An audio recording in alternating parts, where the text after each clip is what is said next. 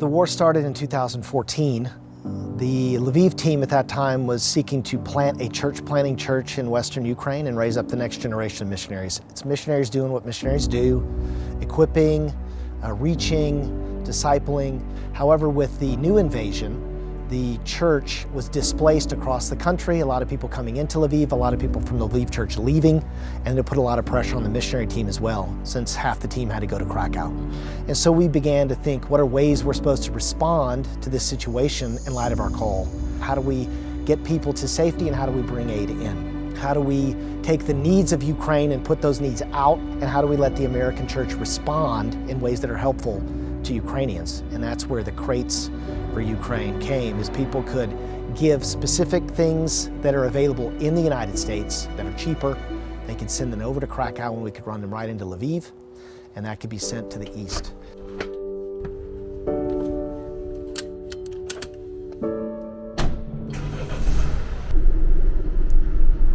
The latest statistics, we have 1,315 crates that have been taken to Krakow.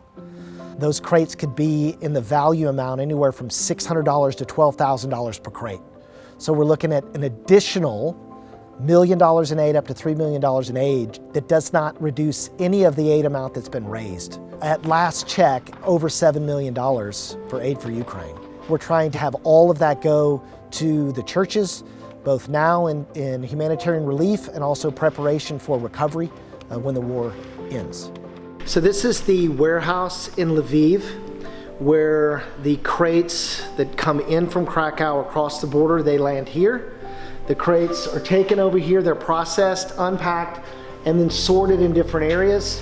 Then once they're sorted and combined, they go into these crates, which are all individually packaged, or we await for an individual order where we pick from the various items, pack it up, and send it to the east. This is something that's on the list. These are the hemostatic Z-fold gauze. This can go right to the front and save people's lives. Not just military lives. Sadly, the civilians are being attacked too, so it can also save the lives of civilians as well. Because of privacy issues and basic dignity issues, we don't post a lot of photos of where the aid goes.